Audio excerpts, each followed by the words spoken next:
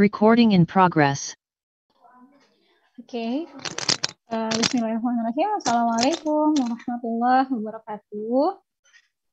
Waalaikumsalam warahmatullahi wabarakatuh. Waalaikumsalam warahmatullahi wabarakatuh. Oke, Masya Allah. Selamat datang ayah bunda semuanya dalam kajian persiapan Ramadan bersama Askar Kauni, dan alhamdulillah hari ini adalah kajian yang keempat ya yang dilaksanakan oleh Askar Kauni. Ya, setelah sebelumnya kita sudah mengadakan kajian bersama Usbob, kemudian bersama Ustadz Bashir dan bersama Ustadz Amjad. Dan hari ini kita akan mengikuti kajian bersama Ustadz Muzamil ya, yang membahas tentang bagaimana caranya agar hati kita terkait dengan Al-Quran. Apalagi kalau misalkan ya kita mau menghadapi bulan Ramadan, dan juga di bulan Ramadan tentunya kita ingin ya kita ini semakin dekat dengan Al-Quran gitu ya. Oke, dan barangkali di sini ada yang sudah mengikuti kajian dari pertemuan yang pertama gitu ya, atau ada juga yang baru pertama kali ikut kajian bersama Askar Kauni ya di sore hari ini gitu. Dan karena sudah hampir jam 4, kita buka saja kajian hari ini dengan baca basmalah bersama-sama. Bismillahirrahmanirrahim. Oke, ayah bunda. Oke, ini suara saya masih terdengar kan ya? Jelas. Jelas, oke, Masya Allah, jelas, Alhamdulillah. Nah, ini sudah ada 72 orang, dan insya Allah masih akan terus bertambah.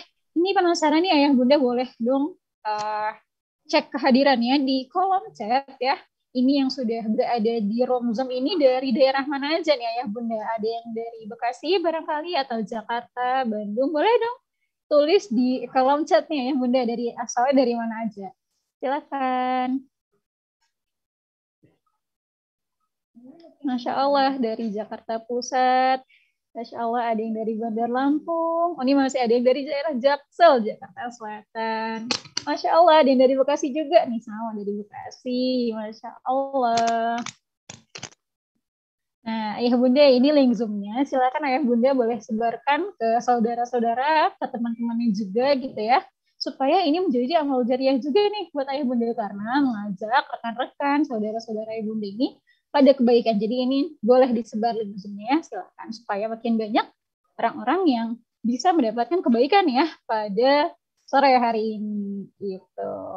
Maka ya bunda, tadi kan saya sudah perkenalan ya, saya ini yang insya Allah hari ini akan menjadi MC yang akan memandu acara kita hingga selesai nanti. Dan barangkali masih ada yang belum tahu Askar Kauni itu apa, kita simak video berikut sama-sama ya.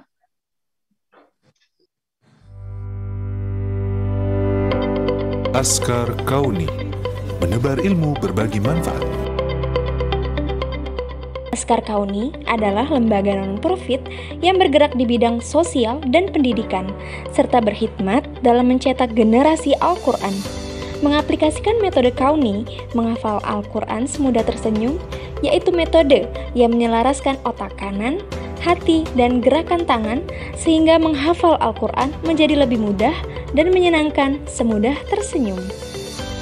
Visi kami adalah menjadi lembaga dakwah Al-Quran yang amanah, profesional, mandiri, dan terkemuka. Sedangkan misi kami adalah mengelola dan mengembangkan lembaga pendidikan Al-Quran, mengelola dan mengembangkan potensi ekonomi umat bagi kemandirian lembaga dan mustahik, dan berperan aktif dalam pemulihan bencana kemanusiaan. Bersama Ustadz Bobby Herwibowo LC dan Ustadz Habibur Rahim LC, Askar Kauni mengembangkan dan mengenalkan metode menghafal Al-Quran semudah tersenyum ke seluruh penjuru negeri. Saat ini, program kami telah mencapai 586 santri boarding di 41 mahat pesantren, 464 rumah tahfiz Kauni Quranic School di Indonesia dan Belanda, 22.000 anggota komunitas penghafal Al-Quran di 24 negara, dan ribuan guru ngaji di 24 provinsi di Indonesia. Ma'had Askar Kauni berjumlah 41 ma'had boarding di Indonesia dengan jumlah total 586 yakni santri ikhwan laki-laki dan santri akhwat perempuan dan disekolahkan secara gratis tak berbayar karena 80% santri adalah yatim duafa. Tak hanya itu, program kami yang lainnya adalah program sedekah sejuta Quran untuk Indonesia dan luar negeri dengan jumlah penerima manfaat mencapai 26.955 di tahun 2020. Rincian penerima manfaat yakni hafiz Quran, yatim duafa, masjid, sekolah, daerah bencana, lapas, dan pelosok pedalaman. Program sejuta guru ngaji dengan ribuan guru ngaji di 24 provinsi di Indonesia yang mengajarkan metode Kauni menghafal Al-Quran semudah tersenyum. Guru ngaji ini diperuntukkan bagi lembaga pendidikan, perkantoran, komunitas, privat, pedalaman atau pelosok, lapas dan rutan, serta daerah bencana. Program Rumah Tahfiz Kauni Quranic School mencapai 464 Kauni Quranic School di Indonesia dan Palestina dengan jumlah 15.536 santri. Kauni Quranic School adalah program menghafal non-asrama untuk berbagai latar belakang dan lintas usia. Lebih dari 80% siswa adalah yatim dan duafa. Program HOTS atau Hafiz on the Street adalah komunitas penghafal Al-Quran melalui dunia maya, yakni menggunakan WhatsApp sebagai media dalam menghafal. Menghafal satu hari satu ayat beserta artinya didampingi oleh para asatiz dan asatizah Askar Kauni. Saat ini telah mencapai 22.000 anggota tersebar di 24 negara. Program wakaf adalah program yang mengelola pembangunan dan pengembangan aset berupa sarana dan prasarana, ma'had dan rumah tahfiz Kauni Quranic School.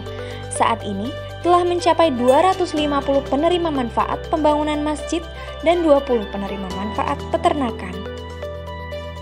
Program Solidarity Care adalah lembaga sosial yang fokus berkhidmat untuk kepentingan sosial dan kemanusiaan yang bertujuan membantu masyarakat seluas-luasnya. Di antara aktivitasnya adalah peduli bencana, kesehatan, kemiskinan, lansia, dan tunanetra. Dalam skala internasional, Solidarity Care juga fokus peduli kepada tanah Palestina serta isu-isu krisis kemanusiaan yang terjadi di seluruh belahan dunia. Mari terus menebar ilmu dan berbagi manfaat bersama Askar Kauni. Ya, tadi kita sudah sama-sama menyaksikan video company profile dari Askar Kauni dan juga kita sudah sama-sama tahu bahwa Askar Kauni merupakan lembaga sosial dan pendidikan yang berkhidmat untuk mencetak generasi penghafal Al-Quran. Gitu. Dan alhamdulillah kita sudah memiliki lebih dari 16.000 santri di seluruh Indonesia. Ya, semuanya ini adalah santri penghafal Al-Quran. Dan tadi di atas 80% yang ini berasal dari yatim dan duafa. Dan untuk ayah bunda ya, untuk semua peserta yang sudah hadir di ruangan Zoom kali ini yang ingin membantu perjuangan santri Askar Kauni bisa mengeluarkan infak terbaiknya ya. Ini sudah panitia kirim di kolom chat, silahkan di copy ya, silahkan di copy paste nomor rekeningnya gitu. Dan alhamdulillah ayah bunda, saat ini Askar Kauni tengah mengadakan sebuah event besar, yakni Indonesia menghafal Al-Quran guna untuk mencetak 1 juta penghafal Al-Quran di bulan Ramadan. Dan apa itu gerakan Indonesia menghafal Al-Quran? Kita simak sama-sama video berikut ini ya. Sahabat sekalian, rahmati Allah Subhanahu wa taala, menyambut Ramadan yang mulia 1443 Hijriah, saya Ustadz Bobi Heribo dari Yayasan Askar Kauni ingin mempersembahkan Indonesia menghafal Al-Qur'an. Insya Allah kita akan sama-sama menghafal surat Ar-Rahman, surat yang begitu indah menceritakan nikmat Allah Subhanahu wa taala. Namun banyak sekali kaum muslimin yang lebih dari 240 juta muslim di negeri yang mulia ini belum hafal. Jangankan belum hafal, mereka belum bisa membacanya, memahami maknanya, apalagi menghafalnya. Karena itu, dengan metode Kauni dari Yayasan Askar Kauni, dengan memudahkan orang bisa menghafal Al-Quran semudah tersenyum, Anda akan dibimbing selama 30 hari untuk bisa hafal, berikut makna, memahami artinya, dan kemudian Anda bahkan bisa menikmatinya dengan semudah tersenyum. Dan lebih asiknya lagi, kita akan bikin jutaan, bahkan puluhan juta kaum muslimin di Indonesia untuk menghafal surah Ar-Rahman dan saling berlomba dalam setiap harinya untuk menghafal surat Ar-Rahman. Assalamualaikum warahmatullahi wabarakatuh.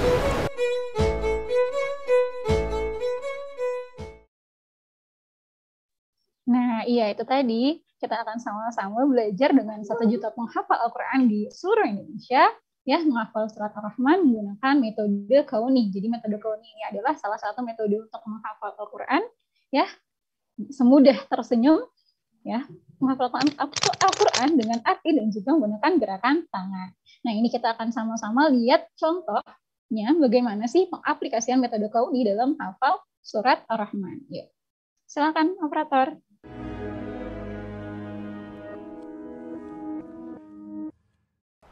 A'udzu billahi minasyaitonir rajim. Bismillahirrahmanirrahim. Surat Ar-Rahman ayat 1. Ar-Rahman. Ar-Rahman yang Maha Pengasih. Kita ulangi lagi yuk. Ar-Rahman. Surat Ar-Rahman ayat 2. Allamal Qur'an. Allama dia mengajarkan Al-Qur'an. Al-Qur'an. Kita ulang lagi yuk. Allamal Qur'an. Ar-Rahman ayat 3. Khalaqal insan. Khalaqa ia menciptakan. Al-insan manusia. Kita ulangi lagi yuk. Khalaqal insan. Ar-Rahman ayat 4. Allamahul bayan. Allamahu ia mengajarkan. Al-bayan pandai berbicara. Kita ulangin lagi yuk. Allamahul bayan. Ar-Rahman ayat 5. Asy-syamsu wal qamaru bihusban. Asy-syamsu matahari, wal qamaru dan bulan, bihusban beredar menurut perhitungannya. Kita ulangi lagi yuk. Asy-syamsu wal qamaru bihusban. Silahkan dicoba ya. Nah, itu dia ya Bunda, sedikit teaser menghafal surat Ar-Rahman ayat 1 sampai 5. Dan kalau misalkan ayah Bunda mau ya dapat video tutorialnya lengkap ya surat Ar-Rahman, bisa daftar di, nah, sudah dikirim ya. Nah, ini ayah Bunda bisa langsung klik aja link yang berwarna biru atau bisa menghubungi layanan Askar Kauni. Dan gimana sih cara daftar Indonesia Menghafal Al-Quran? Sama-sama kita lihat video tutorialnya ya. Mau daftar Indonesia Menghafal Al-Quran? Caranya, yang pertama, buka aplikasi tiket.com, kemudian searching Indonesia Menghafal Al-Quran. Sahabat bisa baca syarat dan ketentuan di bagian info lainnya. Jika sudah, pilih tiket, masukkan data pribadi, jangan lupa emailnya yang valid ya. Lakukan pembayaran yang kamu sukai. Jika sudah berhasil melakukan pembayaran, akan ada email masuk dari tiket.com. Klik file e-tiket yang terlampir pada email. Klik link yang berwarna biru dan tonton video menghafal Al-Quran dengan metode Kauni dan ikutin gerakannya ya. Oke, dan kalau misalkan ayah Bunda penasaran pengen tanya-tanya lebih lanjut, ayah Bunda bisa langsung hubungi layanan Askar Kauni. Nanti tinggal di kopas aja ya, nih, nomor yang sudah diberikan oleh panitia di kolom chat. Oke, ayah Bunda. Selanjutnya kita akan masuk ke sesi utama, tapi sebelum itu, ini ayah Bunda yang memang tidak berhalangan ya. Kalau misalkan yang di rumahnya sinyalnya lagi lancar, boleh dinyalakan kameranya ya. Kalau misalkan memang berhalangan, nggak apa-apa deh, nggak dinyalain. Tapi kalau misalkan yang bisa dinyalain kameranya, yuk silakan dinyalakan kameranya ya. Dan jangan lupa ayah Bunda, siapkan alat tulisnya, catatannya ya untuk mencatat informasi penting yang nanti akan disampaikan oleh narasumber kita. Dan alhamdulillah Ustadz Muzammil juga sudah berada di room Zoom. Assalamualaikum Ustadz. Waalaikumsalam warahmatullahi wabarakatuh. Iya, bagaimana Ustadz kabar sore hari ini? Alhamdulillah, sehat walafiat. Alhamdulillah. Oke, ini peserta juga sudah ada 97 orang dan insya Allah masih akan terus bertambah. Nih Ustadz, kita akan sama-sama masuk ke sesi pematerian ya selama 40 menit. Kemudian nanti akan dilanjutkan sesi diskusi selama 20 menit. Dan untuk ayah bunda yang ingin bertanya, dapat menuliskan pertanyaannya di kolom chat dengan format nama, asal, dan pertanyaan. Dan buat ayah bunda yang ingin bertanya langsung kepada narasumber, bisa melakukan raise hand terlebih dahulu dan nanti akan dipersilakan oleh MC. Baik, untuk itu kepada Ustadz Muzamil kami persilakan untuk menyampaikan materinya.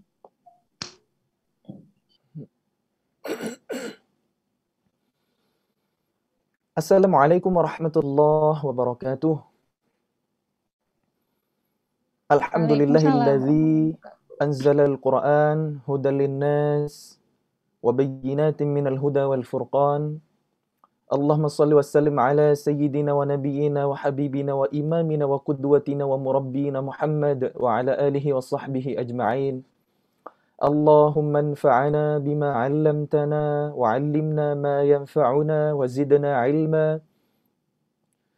Rabbi shrah li sadri wa yassir li amri wahlul 'uqdatam min lisani yafqahu qawli. Faqala Allah Ta'ala fil Qur'anil Karim wa huwa asdaqul qailin. A'udzu billahi minasy syaithanir rajim. Bismillahirrahmanirrahim. Alhamdulillahilladzi anzala ala 'abdihil kitaba wa lam yaj'al lahu 'iwaja. قيما لينذر بأسا شديدا من لدنه ويبشر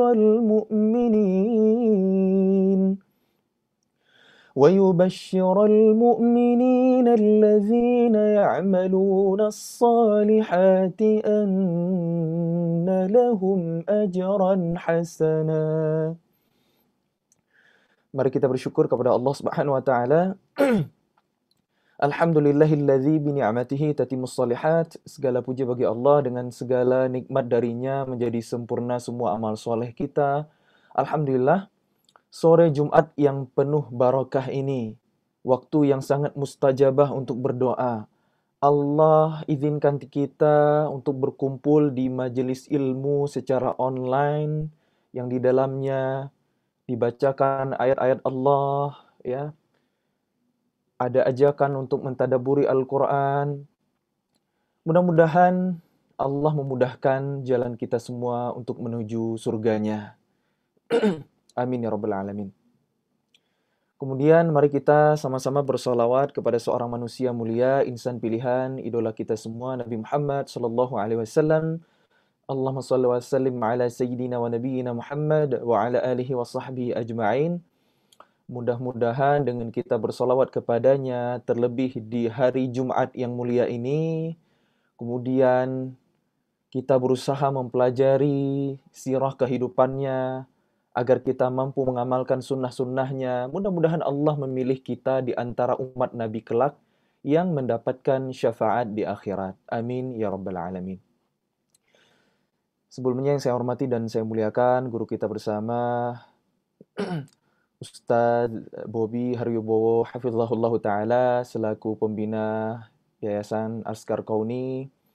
Yang saya hormati dan saya muliakan ayah bunda yang dirahmati Allah dan yang saya cintai teman-teman semuanya yang disayang oleh Allah Subhanahu wa taala. Izinkan saya di kesempatan sore hari ini menyampaikan mau'izah hasanah untuk jadi reminder buat saya pribadi dan buat kita semua.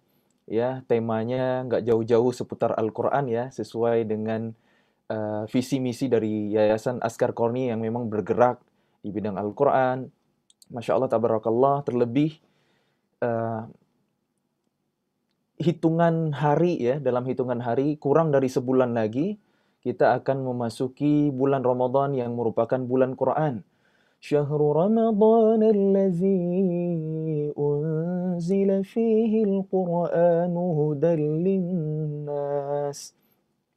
Maka mudah-mudahan hadirnya kita di majelis ilmu ini adalah ikhtiar kita untuk mengilmui diri sebagai bekal, sebagai persiapan kita untuk memasuki bulan Quran tersebut. Karena ilmu itu harus kita dahulukan ya. Al-ilmu qabla qaul wal amal. Pentingnya ilmu sebelum berbicara dan berbuat ataupun beramal.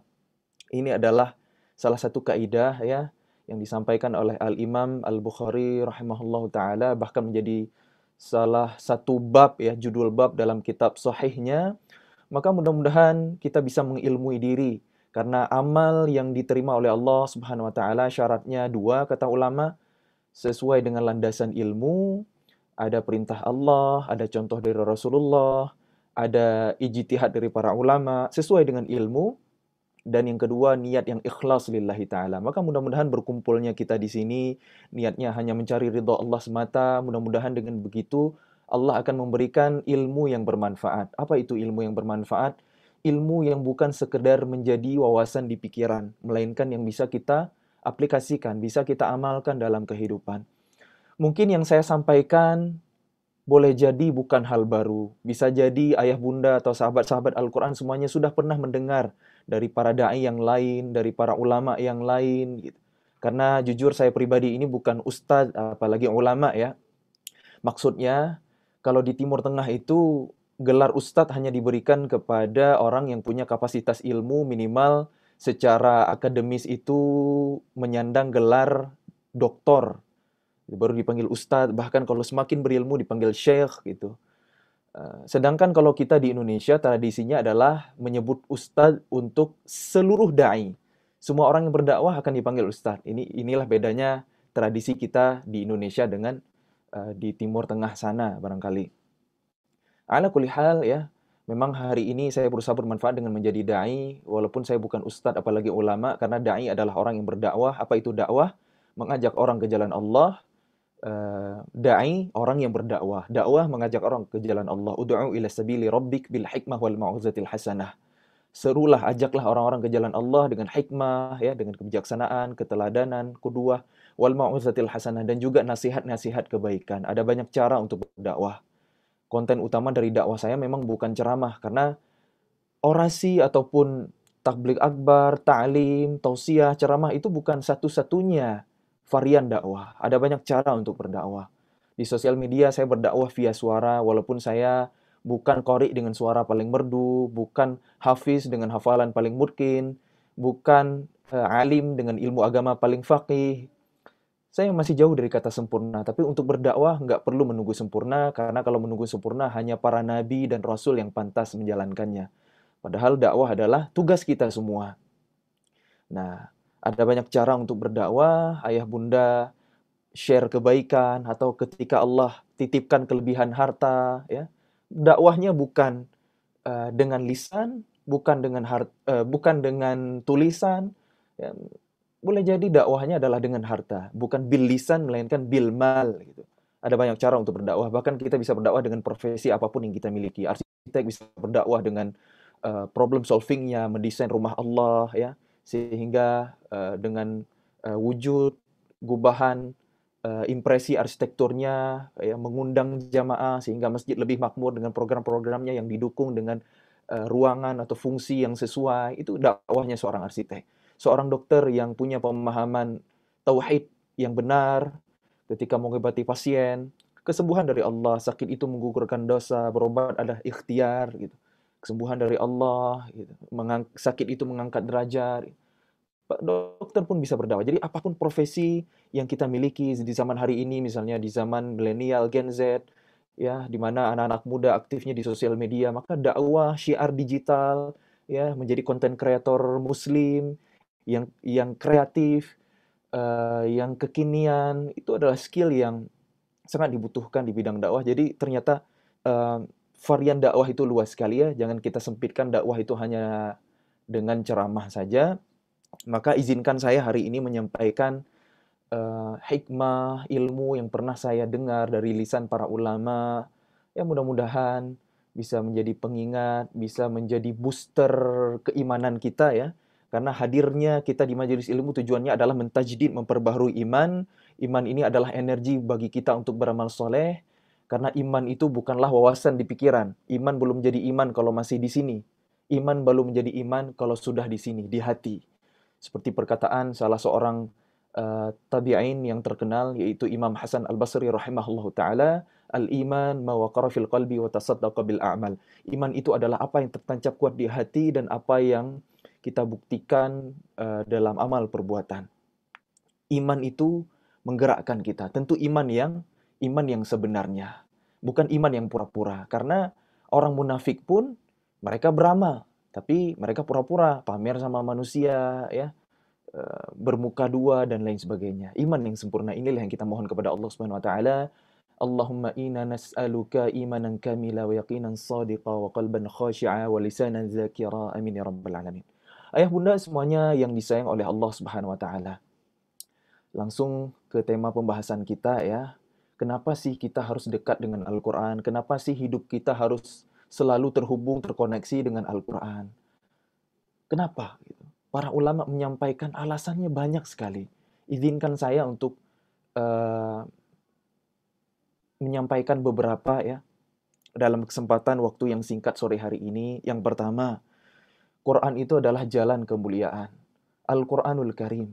Begitu Allah menyebutnya, begitu kita sering menyebutnya ya, dan Allah juga menyebutnya, ya, Quran itu mulia. Segala sesuatu yang mulia itu Allah sandingkan, Allah dekatkan dengan Al-Quran. Saya nukil perkataan salah seorang ulama tafsir yang masyhur, yaitu Imam Ibnu Katsir rahimahullahu ta'ala ketika menafsirkan ayat yang ada di awal surah Yusuf. A'udzubillahi minasyaitonirrajim. Inna anzalnahu Qur'anan Arabiyyan la'allakum ta'qilun. Sesungguhnya kami menurunkan Al-Quran berbahasa Arab agar kalian berakal. Quran turun dengan bahasa terbaik, bahasa yang membuat cerdas, bahasa yang membuat kita menjadi berakal, kata Allah Subhanahu wa taala. Dan memang disampaikan oleh ulama ya, disampaikan oleh Imam Ibnu Katsir rahimahullahu taala, bahasa Arab adalah bahasa yang paling mampu mengungkap isi hati, ekspresi jiwa, bahasa yang diksinya paling lengkap, paling sempurna. Kalau yang pernah belajar bahasa Arab, ilmu nausaraf, bahkan ilmu balaghah, pasti sangat paham sekali bagaimana detailnya, bagaimana spesifiknya, bagaimana kedalaman ya, kelengkapan dari bahasa Arab yang merupakan mukjizat yang Allah pilih menjadi bahasa Al-Quran. Bahasa terbaik, bahasa yang paling mulia, yang menjadi bahasa pengantar kita nanti di akhirat, di alam kubur. Kalau kita di dunia nggak bisa bahasa Arab, ya tenang. Ya, setelah wafat, setelah meninggal, auto kita bisa bahasa Arab. Tapi bukan dengan menguasai bahasa Arab kita bisa menjawab pertanyaan malaikat di sana, melainkan dengan amal kita. Mar rabbuka? Allahu rabbi. Itu amal yang menuntun kita untuk bisa menjawabnya. Wallahu a'lam. Ini yang pertama ya, bahasa yang Allah pilih menjadi bahasa Al-Quran adalah bahasa terbaik, bahasa yang paling mulia. Nah, dalam tafsir ayat ini, Imam Ibnu Katsir menyebutkan berbagai kemuliaan yang bersanding dengan Al-Quran. Quran permulaannya turun pada suatu malam, yang kita kenal dengan Lailatul Qadar. Allah berfirman di Quran surah Al-Qadar yang kita tentunya hafal. A'udzubillahi minasyaitonirrajim. Inna anzalnahu fi lailatul qadar. Sesungguhnya kami telah menurunkan Al-Quran itu pada malam yang mulia. Masya Allah ya. Quran turun pada malam yang paling mulia. Nah, berkaitan dengan kemuliaan sebelumnya tentang bahasa, saya jadi teringat ya pembahasan salah seorang ulama ya. Di surah Al-Qadar ini Allah memilih kata inna anzalnahu, sesungguhnya kami telah menurunkannya. Ya, tidak ada kata Al-Quran, padahal ini adalah ayat pertama. Langsung Allah mengganti dhamir Quran dengan hu. Itu unik ya, baru kata pertama sesungguhnya kami telah menurunkannya, dalam kurung diterjemah Al-Quran kita, Al-Quran pada malam yang mulia. Kok bisa kalimat pertama langsung menurunkannya? Nya itu apa? Nggak ada kalimat sebelumnya. Para ulama dalam ulumul Quran ya, ilmu munasabah, keterhubungan, keterikatan antara ayat satu dengan lainnya, surah satu, sesudah dan sebelumnya, ya, mencari apa hu yang dimaksud di ayat pertama surah Al-Qadar ini. Ya, para ulama mengecek surah sebelumnya dalam urutan mushaf, ternyata surah Al-Alaq. Al-Alaq adalah wahyu pertama dari surah Al-Quran yang pertama kali Allah turunkan kepada Rasulullah SAW. Yang bunyi kalimat pertama yang Allah pendengarkan kepada Nabi adalah Iqra, bacalah. Tapi ternyata kata Al-Quran itu juga belum ada dalam surah ini. Maka ulama melihat surah setelahnya, Al-Bayyinah. Rasulun minallahi yatlu suhufan mutahharah. Ya, lembaran-lembaran yang suci, fiha kutubun qayyimah. Di dalamnya terdapat kitab-kitab yang menunjukkan ke jalan yang lurus, yang tidak bengkok gitu. Nah, ternyata Quran itu ibarat perpustakaan, ibarat ensiklopedia. Walaupun tidak ada kata eksplisit Al-Quran langsung, tapi para ulama setelah perjalanan panjang ya sampai pada kesimpulan bahwa yang dimaksud oleh Allah inna anzalnahu pada ayat pertama surah Al-Qadar adalah Al-Quran. Ya, sedalam itu ya mukjizat Quran, bahkan satu huruf saja itu pembahasannya panjang, hikmahnya luas ketika disampaikan oleh para ulama. Kemudian menariknya lagi dalam ayat ini ketika Allah menerangkan proses turunnya Al-Quran, Allah memilih diksi anzalna. Ya, berasal dari kata nazala, artinya turun. Di ayat yang lain misalnya di surah Al-Furqan Allah memilih bentuk kata yang berbeda, yaitu wa nazzalnahu tanzila wa rattalnahu tartila. Kenapa terkadang ada anzalna, terkadang ada nazzalna? Dalam terjemahan bahasa Indonesia masing-masing diartikan kami telah menurunkan Al-Quran. Sama, nggak ada beda. Itulah kekurangan, itulah keterbatasan bahasa kita. Dan mukjizatnya bahasa Arab, bahasa Al-Quran. Ya, bunyinya berbeda, walaupun akar katanya sama, mustahil maknanya sama. Gitu.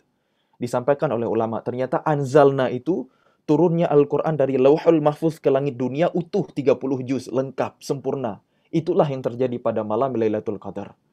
Dan wa nazzalnahu tanzila, ya, nazzalna itu turunnya Al-Quran secara berangsur-angsur dari langit dunia dengan perantara malaikat Jibril kepada Rasulullah SAW dalam kurun waktu 22 tahun, 2 bulan, 22 hari.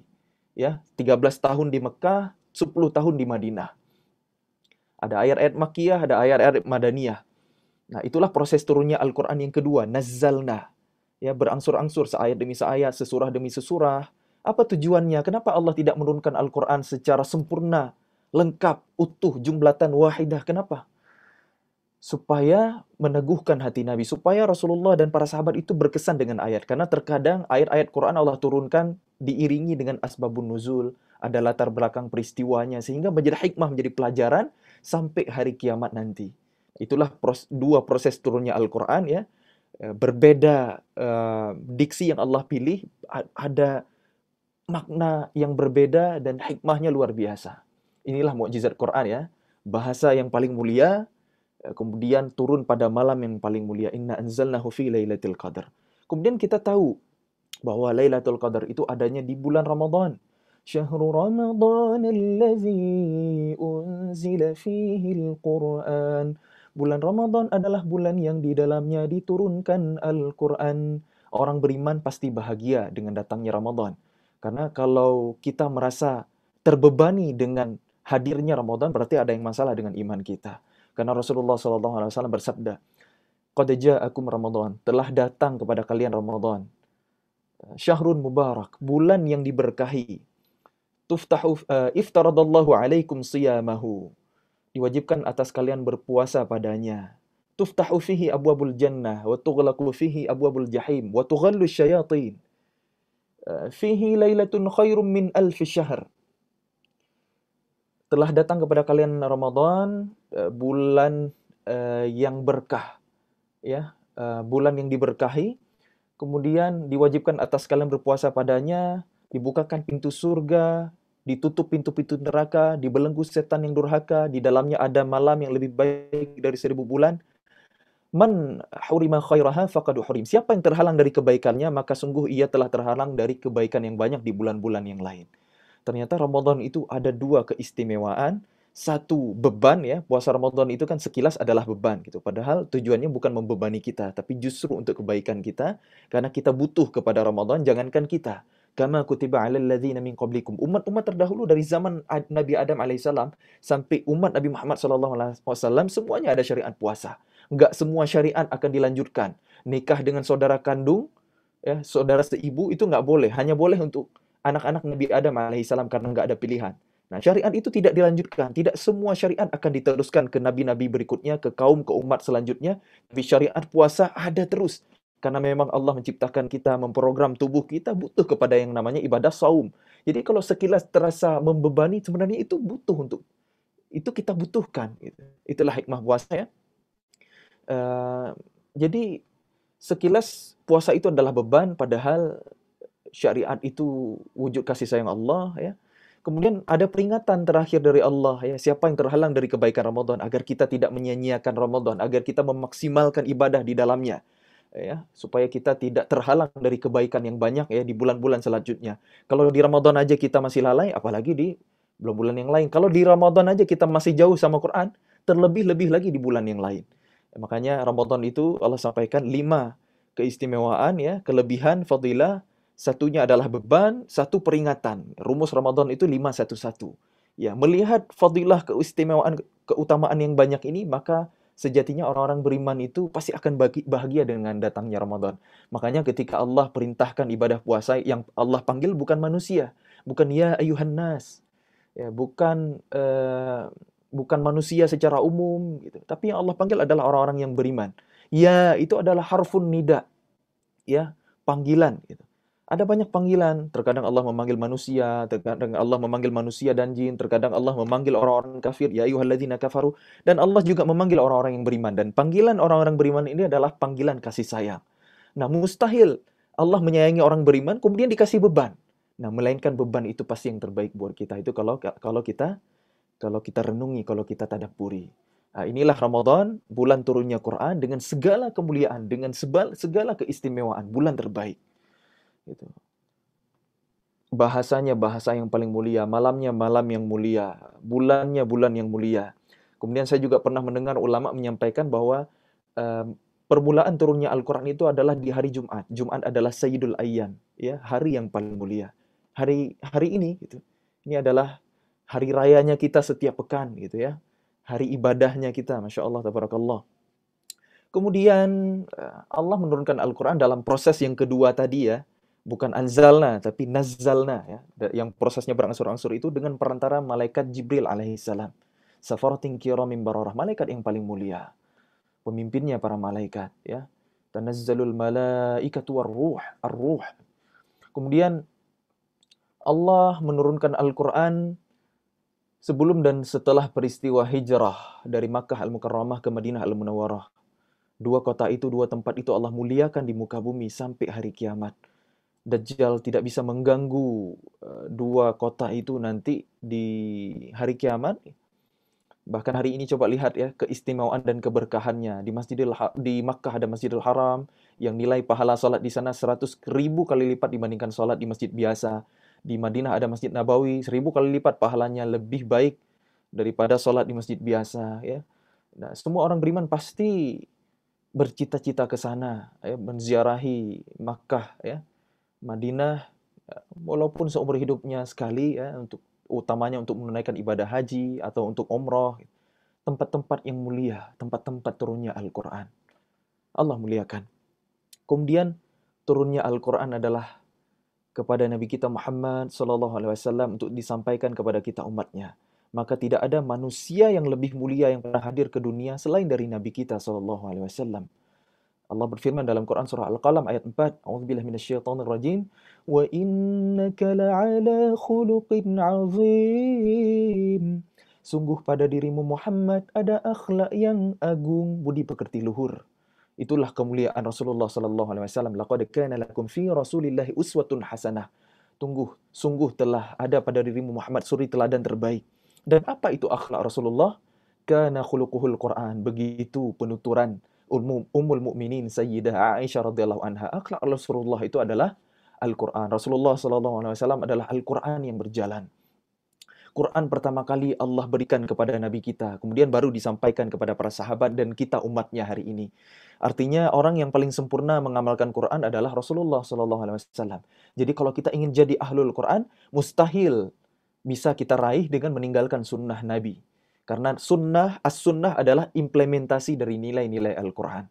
Quran dan sunnah sepaket, tidak bisa dipisahkan.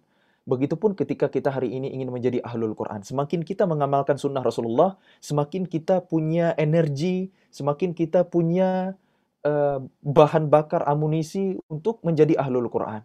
Ya, kenapa Rasulullah sehat, mulia, produktif? Karena hidupnya sesuai dengan sunnah. Wa ma yantiqu 'anil hawa in huwa illa wahyun yuha. Nabi berucap bukan dari hawa nafsu, melainkan dengan bimbingan wahyu. Coba lihat ya, Rasulullah SAW berjuang 23 tahun. Allah persiapkan 40 tahun pra kenabian. Dan kalau kita lihat lagi ya, Rasulullah SAW itu mulai mengangkat senjata untuk berperang dari usia 55 tahun. Kalau di zaman hari ini, usia 55 tahun itu adalah usia pensiun untuk instansi-instansi tertentu. Rasulullah baru mulai start berjihad di usia 55 tahun. Bagaimana kekuatan fisik Rasulullah SAW? Ya, di masa mudanya pernah mengalahkan pegulat hebat dari Mekah. Itu memang fisiknya Allah didik, ya, Allah persiapkan ya dari setiap perjalanan kehidupannya, episodenya, ya memang Allah persiapkan gitu. Sejak disusui oleh Halimatus Sa'diyah di perkampungan Bani Sa'adah gitu, ditempa dengan berbagai ujian hidup ya yang tidak ideal. Itulah cara Allah untuk menempa, mendidik, mempersiapkan calon nabinya. Sehingga coba lihat ya, ketika Allah turunkan wahyu, Allah bimbing gitu. Rasulullah SAW itu sehat, mulia, produktif gitu ya dengan bimbingan Al-Qur'an. Wa ja'alna al-laila libasa. Kami jadikan malam sebagai pakaian untuk beristirahat. Wa ja'alna an-nahara ma'asha. Dan kami jadikan siang untuk mencari kehidupan. Kalau dibalik itu pasti akan masalah. Malam begadang gitu ya, siang malah tidur. Itu potensi memunculkan banyak sekali penyakit di kemudian hari. Banyak para ahli yang sudah menyampaikannya. Shadaqallah wa shadaqa Rasulullah. Sunnah Rasulullah itu tidur di awal malam, kemudian bangun di tengah malam ya. Qumil laila illa qalila warattilil Qur'ana tartila. Yang menghidupkan malam pasti akan sehat. Tidur di awal malam pasti lebih sehat, pasti lebih baik untuk tubuh kita. Karena di awal malam tubuh kita sedang bekerja ekstra organ-organnya. Sangat tepat untuk waktu beristirahat ya. Tidur di awal malam 3 kali lipat lebih berkualitas daripada di akhir malam.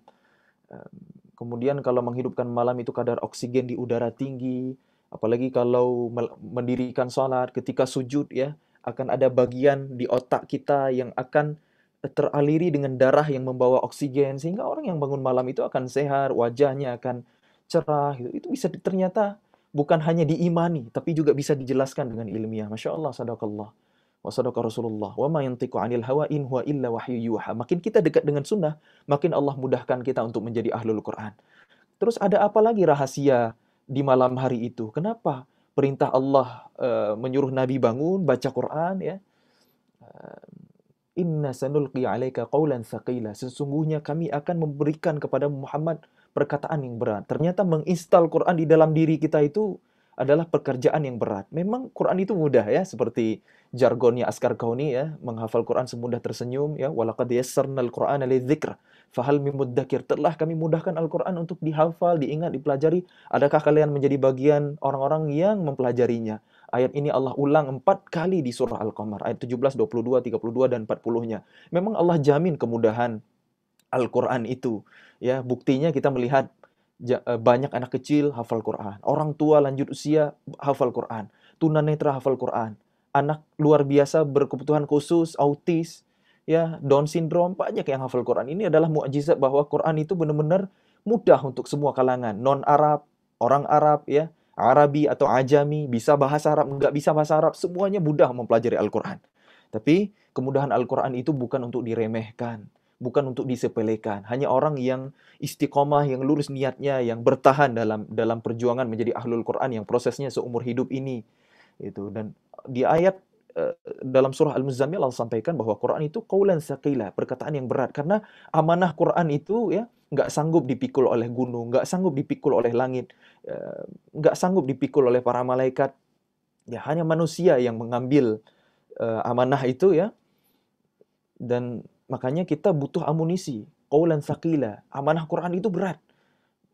Mensyiarkannya, mengamalkannya itu butuh energi. Makanya Rasulullah SAW itu Allah persiapkan ya dengan sunnahnya. Salah satunya misalnya dengan dengan bangun malam, ya menghidupkan Quran di malam hari, karena waktu yang paling prime time untuk berinteraksi dengan Quran adalah di malam hari, ya.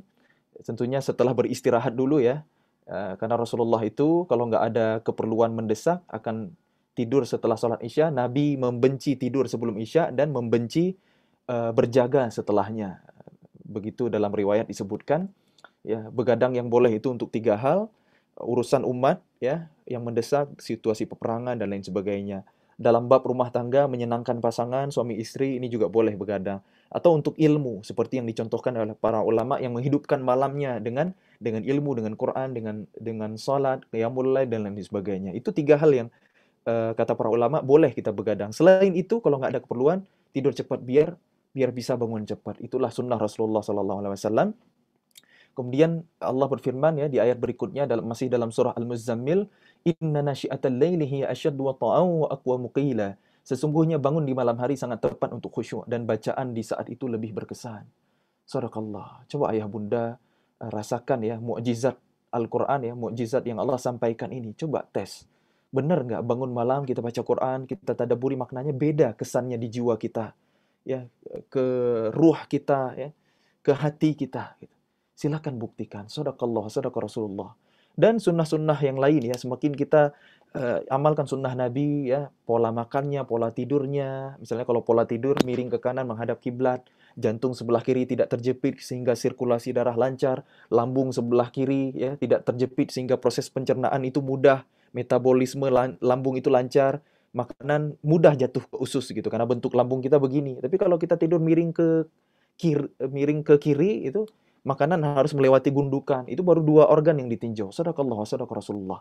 Kalau kita tiru kehidupan Nabi, maka kita akan sehat, dan sehat itu kita gunakan untuk ketaatan. Makanya Rasulullah itu sehat, mulia, produktif, bahkan sampai di akhir hayatnya.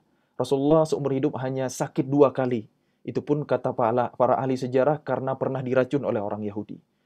Ikut pola makan Rasulullah SAW. Sederhananya makan minum sambil duduk, menggunakan tangan kanan, ucapkan basmalah. Ya, apapun sunnah Rasulullah itu memudahkan kita untuk taat, memudahkan kita untuk jadi ahlul Quran. Itu karena menjadi ahlul Quran itu kan butuh energi ya, butuh amunisi gitu. Gimana kalau sakit-sakitan? Kita menghafal Quran, murajaah, mengamalkan Quran ya, berjuang, berjihad, kan nggak bisa ini semua. Makanya Quran dan sunnah itu sepaket, nggak bisa dipisahkan. Ingin menjadi ahlul Quran, maksimalkan sunnah Rasulullah SAW. Makin diteliti, makin terbukti.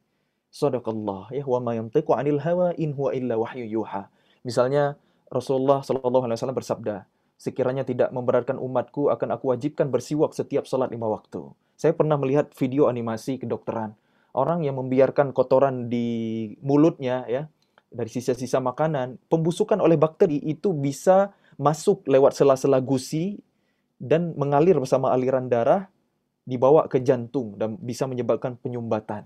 Malas sikat gigi, ya, malas bersiwak bisa berakhir ke problem di jantung. Sadaqallah, sadaqa Rasulullah. Apapun sunnah Nabi, sudah diteliti ataupun belum, sebagai orang beriman, sami'na wa ata'na, udah ikuti aja. Itu pasti yang terbaik buat kita. Ya. Itu salah satu kiat ya, yang mudah-mudahan bisa kita amalkan. Quran itu jalan kemuliaan ya. Kalau kita ingin dimuliakan oleh Allah Subhanahu wa taala sebagaimana Allah menyandingkan berbagai kemuliaan dengan Al-Qur'an, maka mudah-mudahan dengan wasilah Al-Qur'an, bersahabat dengan Al-Qur'an, membacanya, mentadabburinya, mengamalkannya, ini paling penting, menghafalnya, menjaganya seumur hidup kita, mudah-mudahan Allah akan memuliakan kita. Sebagaimana Rasulullah SAW bersabda, hadis ini sering sekali kita dengar ya dalam pembahasan tentang Al-Quran, khairukum man ta'allama al-Quran wa 'allamah. Sebaik-baik kalian adalah yang mempelajari Al-Quran dan mengajarkannya. Iqra'ul Quran fa innahu ya'ti yaumil qiyamah syafi'an li ashabi. Bacalah Al-Quran karena kelak pada hari kiamat Quran akan memberikan syafaat, pertolongan kepada sahabatnya, kepada sahibnya ketika di dunia. Mudah-mudahan kita diakui oleh Al-Quran sebagai sahabat karibnya ya nanti di hari kiamat, di yaumil akhir nanti gitu. Ya, karena kita sudah memaksimalkan ikhtiar kita untuk dekat dengannya ya, bukan sekedar dekat tapi dengan ilmu tentunya ya. Ya, membaca Al-Qur'an dengan tajwid yang benar, warattilil Qur'ana tartila. Ya, bacalah Al-Qur'an secara tartil. Apa itu tartil? At-tartil tajwidul huruf wa ma'rifatul wuquf, kata Sayyidina Ali bin Abi Thalib radhiyallahu an. Tartil adalah membaguskan setiap huruf dan mengenali tempat berhentinya. Jadi ngaji tartil itu benar. Kemudian baru tadaburi maknanya. Makanya dalam terjemah di mushaf kita, tartil di negara kita diartikan perlahan-lahan. Maksudnya adalah untuk mentadaburi makna. Dan yang ketiga, sempurnakan dengan irama, karena Al-Imam Ibnu Katsir rahimahullahu taala mengutip kisah Abu Musa Al-Asy'ari yang punya suara merdu dalam membaca Al-Qur'an, ya, di penjelasan tafsir ayat 4 dari surah Al-Muzammil ini, wartilil Qur'ana tartila. Artinya menghias Quran dengan suara juga adalah anjuran dari Rasulullah SAW. Zayyinul Quran bi aswatikum. Hiasilah Quran dengan suara kalian. Jadi tartil itu tajwid terjaga, tadabbur makna, dan sempurnakan dengan irama. Ya. Karena Quran itu Allah turunkan bukan hanya untuk kita baca dengan lisan, bukan hanya untuk kita renungkan dengan akal. Ya, itu tahap selanjutnya, tapi ujungnya adalah supaya iman kita tumbuh di dalam hati. Jadi lisan, akal, dan hati itu tiga-tiganya bekerja ketika kita berinteraksi dengan Al-Quran. Itulah haqqut tilawah, kata ulama, ya. Allazina atainahumul kitaba yatlunahu haqqa tilawatih ulaika yu'minuna bih. Di surah Al-Baqarah di juz 1 Allah berfirman, orang-orang yang kami berikan kepada mereka Alkitab, kemudian mereka membacanya dengan benar. Ya, itulah mereka orang-orang yang beriman kepadanya. Jadi kita harus berinteraksi Al-Quran dengan benar, bertilawah Al-Quran dengan benar, gitu ya. Melibatkan lisan kita, baca dengan tajwid yang benar sesuai dengan contoh Rasulullah SAW, sesuai dengan pengajaran malaikat Jibril alaihissalam yang ilmunya dari Allah Subhanahu wa taala. Lisan membacanya dengan benar, akal berusaha merenunginya, memahaminya, tadabbur, tafakkur, gitu. Dan hati menumbuhkan keimanan. Wa idza tuliyat 'alaihim ayatuhu zadatuhum imana. Orang-orang beriman itu kalau mendengarkan ayat-ayat Al-Qur'an dibacakan kepada mereka, apabila dibacakan ayat-ayat Allah kepada mereka, bertambahlah iman mereka. Kita hari ini nambah nggak iman kalau dengerin Quran, kalau baca Quran, gitu. Kalau enggak, ya berarti kita belum maksimal berinteraksi dengan Quran. Mungkin baru sebatas di lisan, baru sebatas di pikiran, di memori, di akal kita hafalkan, kita baca. Tapi mungkin belum turun ke hati. Gimana agar Quran itu sampai ke hati, menjadi petunjuk bagi diri kita? Maka Quran itu harus dipahami. Quran harus dipahami. Quran baru jadi petunjuk ketika dipahami, kata para ulama. Syahrul Ramadan alladzi unzila fihi al-Qur'anu hudan linnas wa bayyinatin minal huda wal furqan. Quran itu petunjuk bagi manusia, penjelasan atas petunjuk itu, dan juga Al-Furqan, pembeda. Kapan Quran jadi petunjuk? Ketika dipahami. Nah, gimana cara memahami Quran? Belajar bahasa Arab, ya, mempelajari kitab tafsir para ulama, atau hadir di majelis ilmunya para ahli tafsir, para mufassir, atau para ulama, atau sesederhananya dengan membaca terjemah. Walaupun itu belum cukup, ya. Terjemah hanya tafsir ringkas, representasi singkat dari makna, kandungan, hikmah yang terkandung dari Al-Quran. Ya.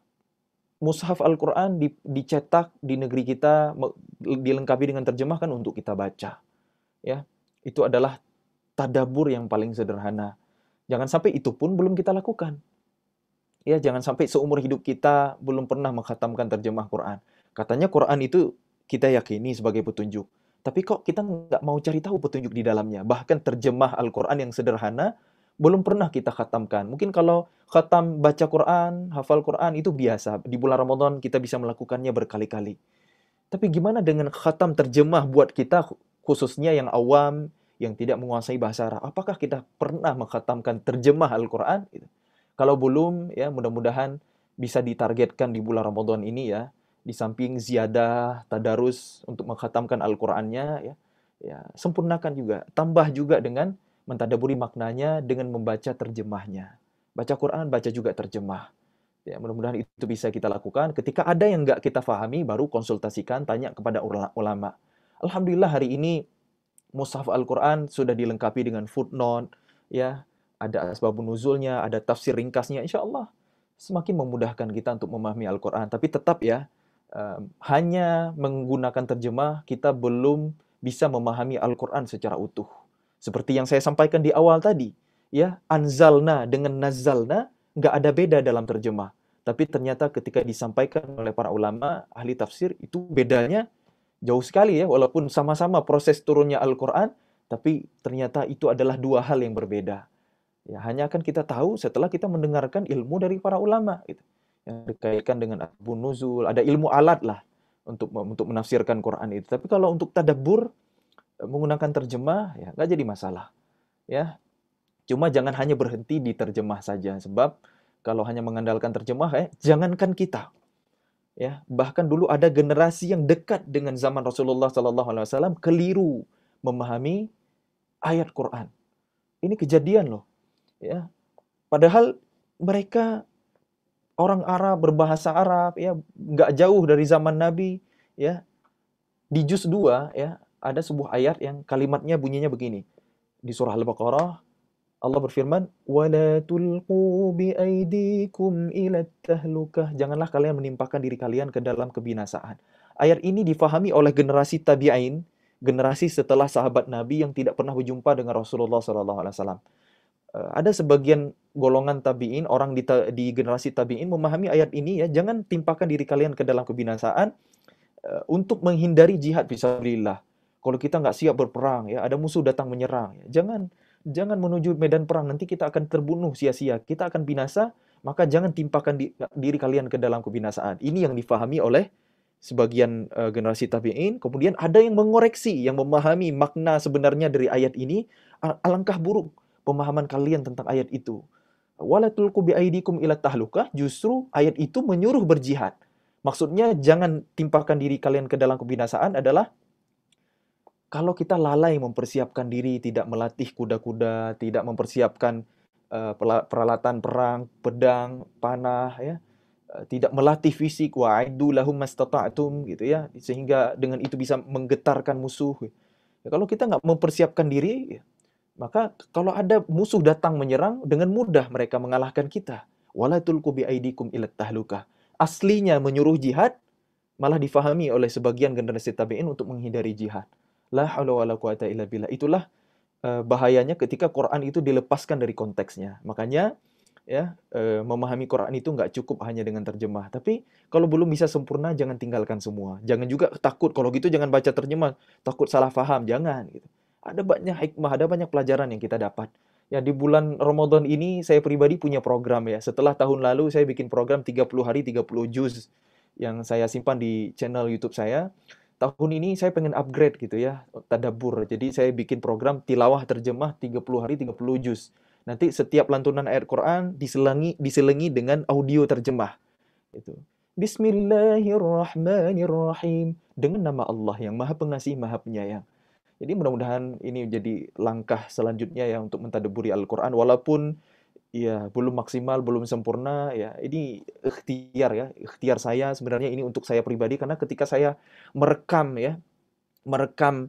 program ini ya, Masya Allah ya, saya kayak banyak sekali tersentil, bahkan ditampar oleh ayat-ayat Quran gitu ya. Masya Allah gitu. Jadi rasakan gitu ya bahwa Quran itu menjadi petunjuk dalam kehidupan kita. Quran itu adalah jalan kebahagiaan. Kalau kita jauh dari Quran, gimana kita akan selamat hidup di dunia dan di akhirat gitu. Bukankah Allah Subhanahu wa taala berfirman ya dalam Quran surah Thaha ayat 124 sampai 126 ya. A'udzubillahi minasyaitonir rajim. Wa man a'rada 'an dzikri fa inna lahu ma'isyatan dhanka wa nahsyuruhu yawmal qiyamati a'ma. قال رب لم حشرتني أعمى وقد كنت بصيرا قال كذلك أتتك آياتنا فنسيتها وكذلك اليوم تنسى. Dan siapa yang berpaling dari peringatanku, kata Allah, maka sungguh dia akan menjalani kehidupan yang sempit, ma'isyatan dhanka, dan kami akan mengumpulkannya pada hari kiamat dalam keadaan buta. Dia berkata, ya Tuhanku, mengapa engkau kumpulkan aku dalam keadaan buta, padahal dulu aku dapat melihat? Allah berfirman, demikianlah dahulu telah datang kepada kalian ayat-ayat kami, dan kalian mengabaikannya. Jadi begitu pula pada hari ini kalian diabaikan. La haula wala quwwata illa billah. Jadi ternyata kalau kita mengabaikan peringatan Allah, mengabaikan ayat-ayat Allah, ya, jauh dari Quran, nggak peduli sama Quran, gitu. Allah juga nggak akan peduli sama kita di hari yang sulit, di hari kiamat, yaumil akhir nanti, ya, perjalanannya sangat panjang, menegangkan, gitu. La haula wala quwata illa billah. Makanya jangan jauh-jauh dari Quran. Karena Quran itu jalan kebahagiaan dunia di akhirat. Jauh dari Quran, jauh dari peringatan Allah, di dunia aja udah dapat kehidupan yang sempit. Ma'isyatan dhanka. Apa itu kehidupan yang sempit gitu? Mungkin ya kalau kita mentadaburinya untuk zaman hari ini gitu, nggak bahagia gitu. Setiap fase kehidupan itu terasa membebani, memberatkan. Masih sekolah, aduh berat banget dengan PR yang menumpuk gitu, pelajarannya susah. Lulus lulus sekolah galau, kuliah di mana gitu ya, nggak bahagia. Udah kuliah galau gitu ya, kuliahnya memberatkan gitu, nyusun skripsi, revisinya berkali-kali, ngejar-ngejar dosen untuk bimbingan susah sekali gitu. Udah lulus kuliah, galau lagi, berat lagi, ini kerja di mana, lapangan pekerjaan makin sempit gitu. Masya Allah, gitu. Ya, udah dapat pekerjaan gitu. 9 to 5 gitu ya. Jadi misalnya jadi karyawan gitu-gitu aja gitu ya, stagnan, gitu. Sulit bersyukur, nggak bahagia gitu.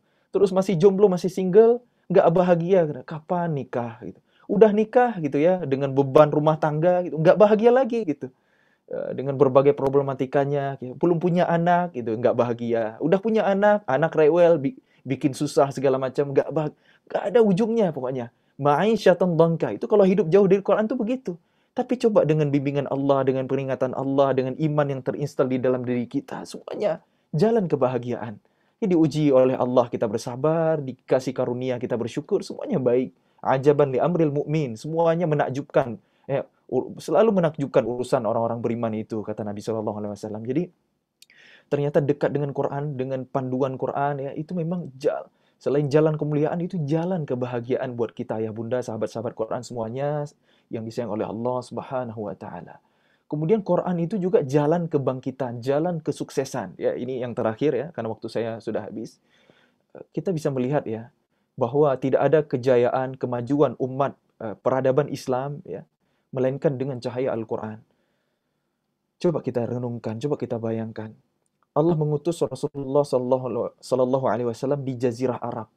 Jazirah Arab yang masyarakatnya jahiliyah, rusak, ya, moralnya, akhlaknya bejat, ya, membunuh anak perempuan yang lahir, yang kuat menindas yang lemah, perjudian, perzinaan adalah hal yang biasa, mabuk-mabukan, transaksi ekonominya penuh dengan riba, timbangan palsu, sumpah palsu.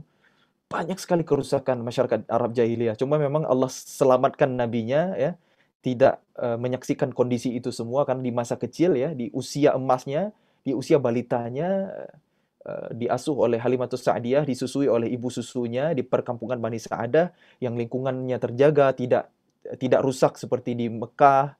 Kemudian kemampuan berbahasanya juga baik sehingga Nabi punya jawami'ul kalim. Bicaranya ringkas, maknanya luas dan dalam. Mohon maaf kalau saya ngomongnya kepanjangan ya.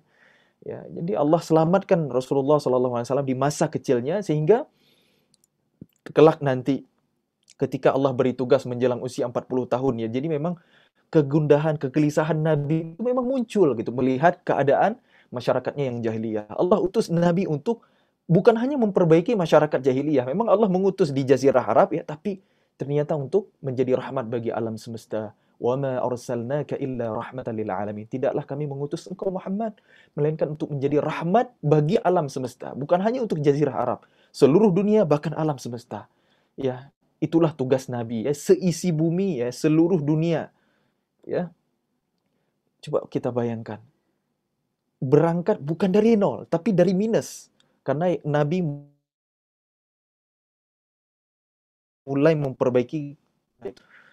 Jazirah Arab terbebas dari penjajahan dua adidaya dunia, baik Persia dari timur ataupun Romawi dari barat di saat itu ya. Selalu ya, dunia itu ada pertarungan antara timur dan barat. Hari ini juga sama kan kurang lebih ya. Blok timur itu konflik dengan blok barat, itu selalu setiap zaman begitu. Ya, sejarah akan selalu berulang ya. Ya. Sejarah akan selalu mengulangi dirinya sendiri, nggak ada yang bau di bawah terik matahari, makanya sepertiga isi Quran juga sejarah. supaya kita mengambil pelajaran dari umat terdahulu ya, dari peristiwa-peristiwa yang terjadi di masa lalu, karena sejarah selalu berulang. Maka kalau kita lihat ya, fenomena dalam sejarah kehidupan manusia yang paling agung ini ya, Rasulullah SAW, Allah utus Nabi di Jazirah Arab yang terbebas dari penjajahan dua adidaya dunia di masa itu. Kenapa Jazirah Arab nggak terjajah? Karena gurun pasir tandus, nggak ada hasil alam, nggak ada hasil bumi, itu nggak subur, sehingga Jazirah Arab itu nggak diminati oleh Persia ataupun Romawi, oleh Timur dan Barat di masa itu. Beda kalau hari ini ya, Jazirah Arab itu kaya dengan minyak ya, kaya dengan minyak ya. Hari ini dunia Arab itu menarik untuk dicaplok gitu, untuk dikuasai, karena selalu syahwat kekuasaan di luar Islam itu nggak jauh-jauh dari urusan materi gitu, nggak jauh-jauh dari harta benda kekayaan. Nah, Jazirah Arab terbebas dari penjajahan dua adidaya dunia itu, sehingga ketika Rasulullah SAW nanti ya membangun komunitas yang loyal para sahabatnya ya, Nabi persiapkan dengan iman dan ilmu ya, dari fase Makkah, mulai dari dakwah diam-diam sampai dakwah terang-terangan, hijrah ke Madinah, baru membangun sistem ekonomi, sistem politik. Nabi dirikan negara Madinah, sampai nanti negara Madinah itu ya, wilayahnya lebih dari sepertiga bumi. Persia, keangkuhannya diruntuhkan. Romawi ya, kesombongannya dipukul mundur, sehingga wilayah kekuasaan Islam itu lebih dari sepertiga bumi. Bayangkan, dari tidak mewarisi imperium dinasti kekuasaan manapun ya, berangkat dari minus, sampai terbangunlah peradaban Islam ya, negara Madinah yang wilayahnya lebih dari sepertiga bumi. Ya, ini tidak lain tidak bukan Allah lah yang memenangkan agama ini di atas agama yang lain. Liyudhhirahu 'alad dini kullih, dan dengan panduan Al-Qur'an. Ya, karena Rasulullah SAW mendidik para sahabat itu dengan bimbingan Al-Qur'an, dengan panduan Al-Qur'an, dengan panduan wahyu. Itu ya, bagaimana Nabi ya menyiapkan para sahabatnya sampai membangun sistem negara, semuanya adalah bimbingan Al-Qur'an. Coba lihat pengaruh Al-Qur'an itu mulai dari level personal sampai ke level peradaban. Sedahsyat itu. Karena kurikulum Quran itu ya, Quran itu adalah kurikulum terbaik, baik dari urutan surah-surah dalam mushaf kita ataupun urutan turunnya Al-Quran. Syekh Munir Ghadban hafizahullah ta'ala, salah seorang pakar sirah nabawiyah, dalam kitabnya Al-Quran Kaifa Yubarnamijul Hayah, bagaimana Quran itu memprogram kehidupan, beliau menyampaikan, beliau menemukan data ya, fakta, hasil penelitian yang luar biasa. Ternyata kurikulum Al-Quran dari urutan wahyu, Al-Alaq, Al-Qalam, Al-Muzzammil, Al-Muddathir, Al-Fatihah, dan seterusnya. Ini kan urutan-urutan surah berdasarkan urut kronologis turunnya wahyu. Nah, ternyata itu membentuk kurikulum yang luar biasa. Quran ada 114 surah total semuanya. Kalau dibagi 3, 38, 38, 38. Pas. Nah, sepertiga ini temanya beda-beda. Sepertiga yang awal temanya adalah islah an-nafs, tentang memperbaiki diri. Ya, tazkiyatun nafs, itu tema besarnya. Sepertiga yang kedua, kata Syekh Munir Ghadban hafizullah taala, adalah islah al-mujtama', memperbaiki masyarakat. Mustahil kita bisa mendakwahi masyarakat kalau kita belum selesai dengan diri sendiri. Itu urutan ya, ada tahapan segala sesuatunya, enggak instan ya. Dan yang terakhir, sepertiga yang terakhir, 38 surah yang terakhir adalah temanya islah ad-daulah, bagaimana memperbaiki kekuasaan, peradaban, negara, itu urutannya. Maka kalau kita hari ini misalnya mendambangkan bangkitnya peradaban Islam, tegaknya syariat Allah di muka bumi, gitu. Itu harus dimulai dari bawah, dimulai dari memperbaiki diri, gitu. Gak mungkin kita mendapatkan seorang pemimpin yang ahlul Quran, yang hafiz Quran, yang takut kepada Allah, yang adil, ya, seperti para khulafaur rasyidin, seperti Umar bin Abdul Aziz rahimahullahu taala, gitu ya, seperti para khalifah-khalifah yang hebat ya dalam sejarah peradaban Islam. Kalau rakyatnya nggak siap, gitu, rakyatnya bukan generasi Qurani, nggak siap menjalankan syariat, gimana akan muncul pemimpin yang takut, yang beriman kepada Allah, sehingga hadirlah kemakmuran, kesejahteraan, keadilan, seperti yang terjadi dulu di zaman Khalifah Umar bin Abdul Aziz. Wilayah Islam 2/3 bumi, tapi kemiskinan sulit ditemukan, mustahik zakat sulit didapatkan. Ya, padahal wilayah Islam itu terbentang dari timur ke barat gitu. Ini kan luar biasa, coba kita bayangin. Ya. Ya, ketika syariat Allah ditegakkan, walau anna ahlal qura amanu wattaqaw la fatahna 'alaihim min barakatin minas sama'i wal ard. Sekiranya penduduk suatu negeri beriman dan bertakwa kepada Allah, akan kami curahkan berkah kami dari langit dan bumi. Hari ini kita hidup di negara yang namanya Indonesia dengan sumber daya alam yang luar biasa, tapi kenapa rakyatnya kunjung sejahtera? Yang hilang adalah keberkahannya. Hilang keberkahan dari negeri kita. Maka kembalikan keberkahan itu dengan cahaya Al-Quran. Masya Allah, tabarakallah. Ya, Askar Kauni dengan program-programnya ingin menyebarkan cahaya Quran ke seluruh pelosok negeri, membutakan memberatas buta aksara Al-Quran, karena ternyata negeri Indonesia yang berpenduduk mayoritas Muslim, ya 87% atau sekitar 85% penduduk Indonesia adalah Muslim. Tapi ternyata 65%-nya tidak bisa membaca Al-Quran. Itu data, itu fakta yang disampaikan oleh Wakil Ketua DMI, Dewan Masjid Indonesia, tahun 2021 lalu. Ini menjadi PR kita bersama. Gimana keberkahan akan muncul dari negeri kita? Gimana kita akan mendambakan pemimpin yang ahlul Quran? Kalau rakyatnya aja masih banyak yang buta terhadap Al-Quran, nggak bisa ngaji. Boro-boro kita ngomongin hafal, ya, faham, jadi ahli tafsir, mengamalkannya, ya, menegakkannya dalam kehidupan, ya, mengimplementasikannya dalam peraturan perundang-undangan, ditegakkannya syariat. Ini umat masyarakat masih banyak yang belum bisa baca Quran. Artinya PR kita masih banyak di umat ini, maka pastikan mulai dari diri sendiri. Nah, kita bisa membaca Al-Quran dengan baik dan benar. Kemudian pastikan keluarga kita yang kedua. Setelah itu baru dakwahkan masyarakat, support program-program yang baik yang ada, ya, salah satunya di lembaga kita ini Askar Kauni gitu ya. Kemudian saya juga dapat informasi bahwa di bulan Ramadan ini ada program Indonesia Menghafal Quran. Nah, bisa dilihat di barcode ini ya. Bisa scan di sini. Masya Allah, tabarakallah. Mudah-mudahan ayah bunda yang punya keluangan waktu atau investasikan waktu ya untuk mengikuti program ini, yang mudah-mudahan menjadi salah satu wasilah kita untuk semakin dekat dengan Quran ya. Apapun bentuk interaksi dengan Quran adalah baik. Membacanya saja baik, walaupun belum kita pahami, pahalanya Allah berikan 1 huruf 10 pahalanya, ganjarannya. Itu di luar Ramadan, apalagi di bulan Ramadan berlipat-lipat lagi. Kita tadabburi, tentu pahalanya akan jauh lebih baik. Kita hafalkan, kita jaga, ini jauh lebih baik lagi. Ya, qiraatil Quran, tilawatil Quran, tahfizul Quran, ini kan paling tinggi nih kata ulama ya. Menjaga Quran, karena yang dikatakan penjaga Al-Quran itu ya bukan hanya hafal ya. Inna nahnu nazzalna dzikra wa inna lahu lahafizun. Sesungguhnya kamilah yang menurunkan Al-Quran dan kami pula yang menjaganya.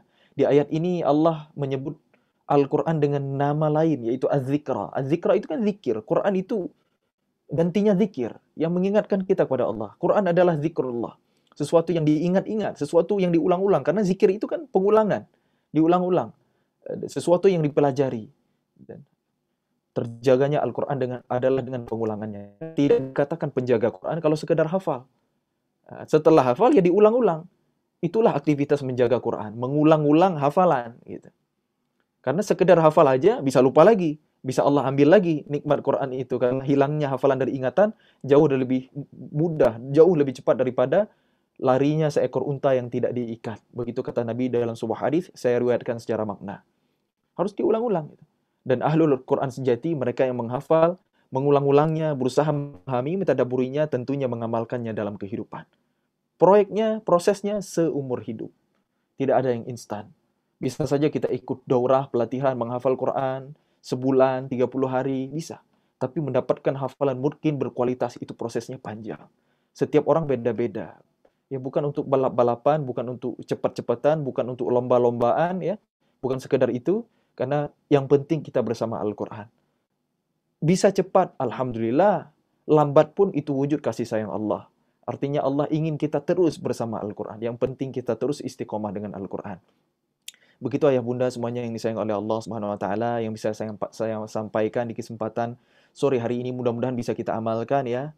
Bikin target bagaimana program ziyadah kita dengan Al-Quran hariannya ya, menjelang Ramadan nanti gimana target kita, rencanakan. Kita yang paling tahu bagaimana keadaan kita, kesibukan kita gitu ya. Luangkan waktu untuk Quran ya, jangan menunggu waktu luang baru kita berinteraksi dengan Quran ya. Kalau kita memprioritaskan Quran, mudah-mudahan nanti di akhirat Quran akan memprioritaskan kita untuk memberikan syafaat kepada kita, ya. Amin ya rabbal alamin. Baca Quran, tadabburi maknanya, sederhananya dan terjemah. Kemudian kalau mau yang lebih baik lagi, hafalkan, jaga Al-Quran. Sejatinya Allah lah yang menjaga Al-Quran. Inna nahnu nazzalna dzikra wa inna lahu lahafizun. Sesungguhnya kami yang menurunkan Al-Quran dan kami pula yang menjaganya. Allah menjaga Quran dengan kita atau tanpa kita. Kita tidak hafal Quran, tidak masalah, tidak merugikan Allah. Kita menghafal Quran berarti kita dipilih oleh Allah untuk dimuliakan. Gitu aja. Karena ahlul Quran adalah ahlullah, keluarganya Allah. Wallahu a'lam bishawab. Sekian dari saya, yang benar dari Allah, yang salah dari kebodohan saya. Semoga Allah ampuni. Mudah-mudahan Allah tunjuki kita selalu kepada pemahaman yang paling dekat dengan kebenaran. Amin ya rabbal alamin. Saya kembalikan ke MC atau moderator. Barakallahu fikum. Baik, terima kasih Ustadz atas penyampaian materinya. Dan kita langsung masuk saja ke sesi diskusi. Dan untuk ayah bunda dan seluruh peserta yang ingin bertanya langsung bisa raise hand dulu ya. Dan ini sudah ada pertanyaan pilihan. Kita baca dulu yang masuk dari kolom chat dari Mbak Lydia dari Serang, Banten. Afwan Ustadz, bagaimana hukumnya orang yang sudah memiliki hafalan tapi tidak mampu menjaga hafalannya? Itu Ustadz untuk pertanyaan yang pertama. Baik, a'udzubillahi minasyaitonirrajim. Bismillahirrahmanirrahim. Wallahu a'lam ya, saya bukan ahli fikih ya, kalau ditanya hukum saya kurang paham ya. Namun yang pernah saya dengarkan penjelasan dari ulama itu ada beberapa wajah ya. Ada beberapa pendapat ya. Kalau kita mau hati-hati maka ambil pendapat yang berat. Kalau kita dengan sengaja melupakan hafalan Quran yang pernah kita punya, maka itu berdosa. Ini lebih aman ya kalau kita berhati-hati, kita ambil pendapat ini gitu. Walaupun ada ulama yang berpendapat lebih ringan ya, rukhsah gitu. Kalau kita nggak sengaja karena kesibukan, karena amanah gitu, bukan disengaja, gitu, tidak apa-apa. Gitu. Tapi ambillah pendapat yang berat ya, biar kita lebih hati-hati, biar lebih selamat. Kalau ternyata memang hafalan kita belum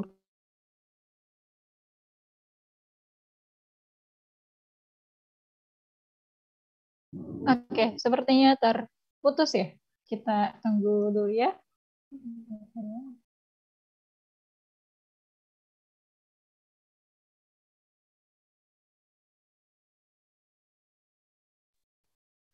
Oke, ini nggak apa-apa nih sambil kita nunggu. Sepertinya ada kendala sinyal. Ya, barangkali di sana lagi hujan karena di sini juga lagi hujan yang cukup deras. Nah, ayah bunda sedikit informasi bahwa kelas intensif persiapan Ramadan ini masih berlangsung hingga akhir Maret nanti, dan nanti insya Allah hari Selasa ya, hari Selasa di pekan depan kita akan ada kajian bersama Ustadz Bendri ya, yang akan bahas tentang bagaimana membuat program Ramadan bersama keluarga gitu. Dan Selasa pekan depannya lagi ada kajian bersama Teh Patra yang bahas tentang bagaimana mengatur finansial selama Ramadan supaya nggak boros gitu ya. Dan ini sepertinya Ustadz Muzamil sudah hadir lagi di Zoom. Ya, betul.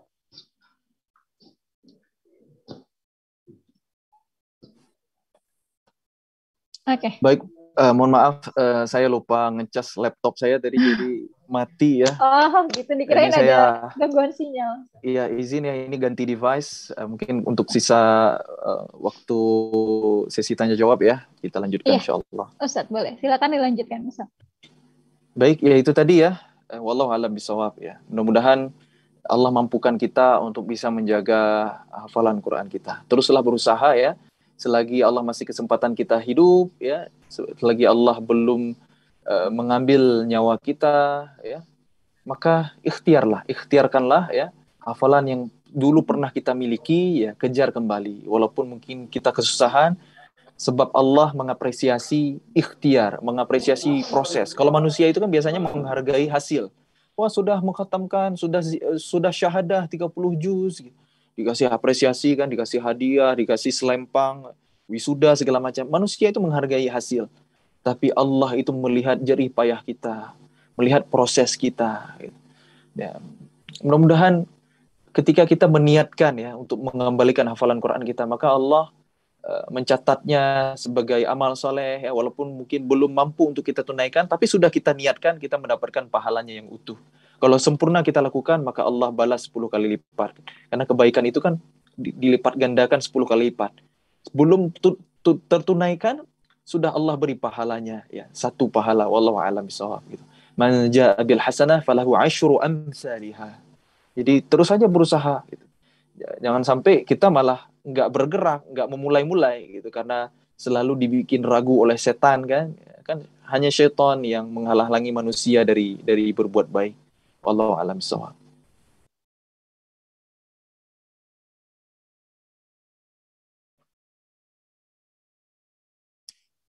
Oke.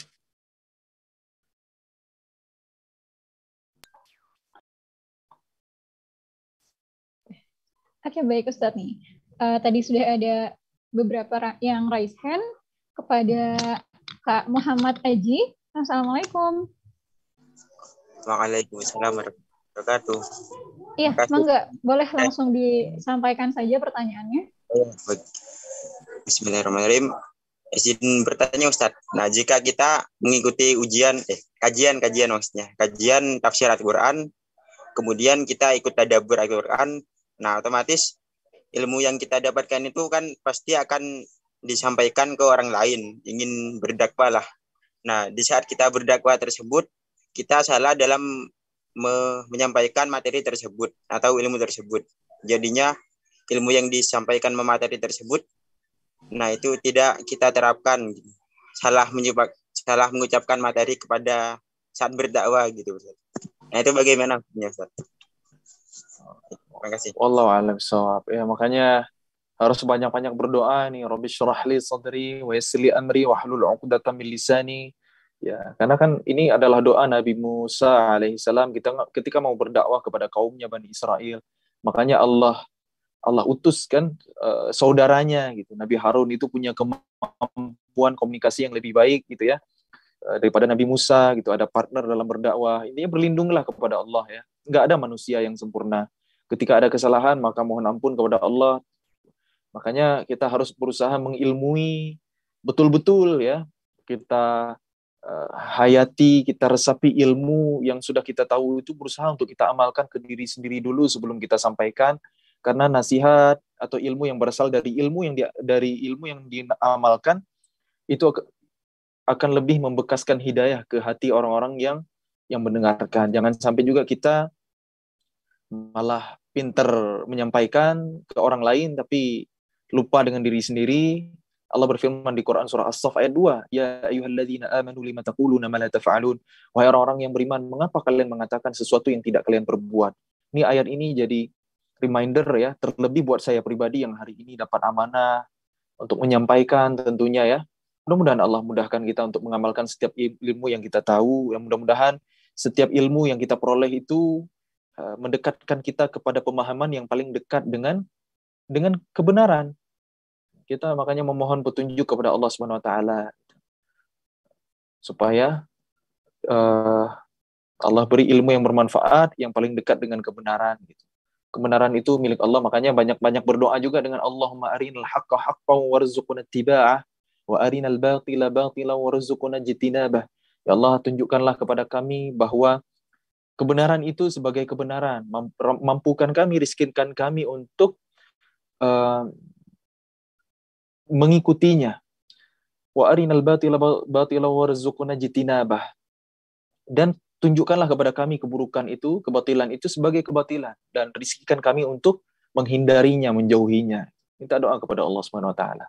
Enggak ada yang sempurna, dan dalam majelis makanya jangan lupa untuk mengucapkan doa kifaratul majelis gitu ya.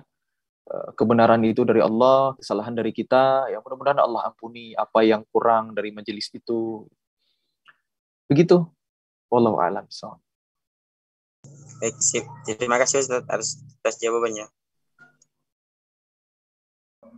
Oke, dan karena ini Ustaz, karena waktunya juga sudah habis ya, dan mohon maaf untuk ayah bunda ya yang pertanyaannya belum terjawab. Insya Allah masih ada kesempatan di kajian-kajian berikutnya, dan nanti bulan Ramadan juga kita akan ada kajian rutin 30 hari bersama dengan 30 narasumber yang berbeda. Kita juga ya Bunda bisa banget ikut kajiannya dan jangan keluar dari grup kajian Askar Kauni karena nanti semua informasinya akan diinformasikan ke grup tersebut begitu. Dan ini mungkin boleh Ustadz terakhir dari Ustadz Muzamil boleh memberikan closing statement-nya.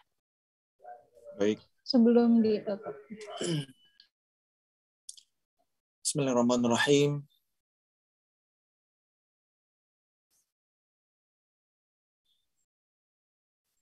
Quran adalah jalan kemuliaan, jalan kebaikan, petunjuk untuk kehidupan kita. Apapun interaksi dengan Quran, semuanya baik ya.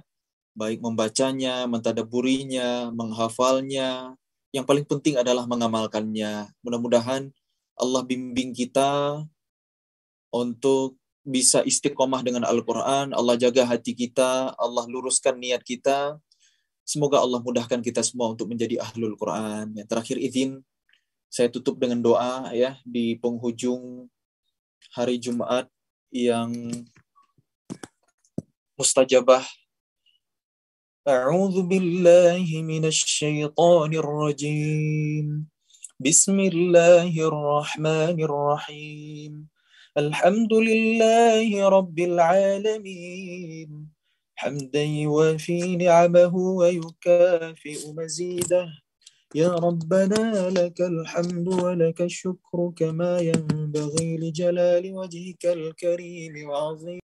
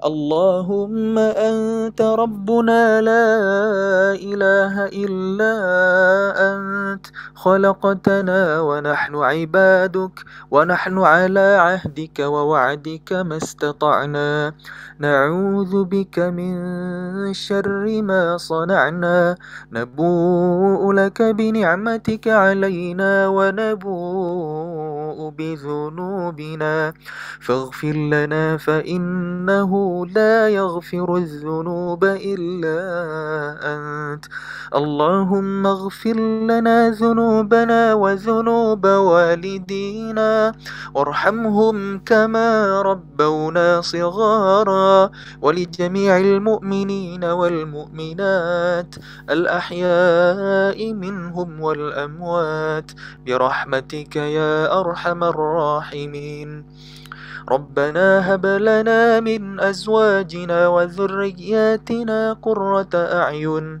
واجعلنا للمتقين إماما اللهم ارحمنا بالقرآن واجعله لنا إماما ونورا وهدى ورحمة اللهم ذكرنا منه ما نسينا وعلمنا منه ما جهلنا وارزقنا تلاوته آناء الليل وأطراف النهار واجعله لنا حجة يا رب العالمين اللهم اجعل القرآن العظيم ربيع قلوبنا ونور صدورنا وجلاء أحزاننا وهمومنا وغمومنا ربنا تقبل منا إنك أنت السميع العليم وتب علينا إنك أنت التواب الرحيم ربنا طهر قلوبنا من النفاق وأعمالنا من الرياء وألسنتنا من الكذب وأعيننا من الخيانة ربنا آتنا في الدنيا حسنة وفي الآخرة حسنة وقنا عذاب النار سبحان رب العزة عما يصفون وسلام على المرسلين والحمد لله رب العالمين سبحانك اللهم وبحمدك أشهد أن لا إله إلا أنت أستغفرك وأتوب إليك والسلام عليكم ورحمة الله وبركاته. Waalaikumsalam warahmatullahi wabarakatuh. Ya, mungkin ini kita boleh nih Ayah Bunda, kita karena mau masuk ke sesi foto bersama, jadi boleh dinyalain dulu nih Ayah Bunda kameranya. Ya, yuk ditunggu ya. Nanti fotonya akan dikirimkan ke grup. Nanti Ayah Bunda bisa share di sosial medianya dan bisa tag Instagram Askar Kauni dan juga Instagram Ustadz Muzamil. Yuk. Oke, masih ada yang siap-siap. Kita tunggu sampai 17.27 ya, Ayah Bunda. Ya, yang masih mau untuk nyalain kameranya sampai 17.27 ditunggu 1 menit. Boleh siap-siap. Kita akan foto bersama, nanti fotonya akan dikirimkan ke grup. Ini satu slide sudah siap sepertinya, slide yang pertama. Kita ada 4 slide, coba dilihat di slide kedua. Oke, di slide keduanya pada off cam, pada tidak menyalakan kamera. Jadi kita fotonya 2 kali aja ya, 2 kali aja. Yuk, sudah. Oke, 1, 2, 3. Oke, sekali lagi. 1, 2, 3. Oke, Masya Allah. Alhamdulillah. Terima kasih kepada Ustadz Muzamil yang sudah meluangkan waktunya ya untuk bisa menghadiri undangan dari Askar Kauni dan mengisi pada kajian sore hari ini. Dan tentunya terima kasih kepada Ayah Bunda semuanya yang juga sudah hadir dalam kajian sore hari ini. Dan semoga kita semua bisa istiqomah untuk terus bisa hadir dalam majelis-majelis ilmu baik secara offline maupun online. Dan insya Allah nanti kita akan ketemu lagi di Selasa pekan depan bersama Ustadz Dendri ya. Kita akan bahas tentang bagaimana merancang program Ramadan bersama keluarga. Gitu. Dan kita tutup kajian hari ini dengan baca hamdalah. Alhamdulillahirabbil alamin. Saya Yeni Alfiani mohon pamit undur diri dan mohon maaf apabila ada kata-kata yang salah atau ada hal-hal yang kurang berkenan. Wassalamualaikum warahmatullahi wabarakatuh.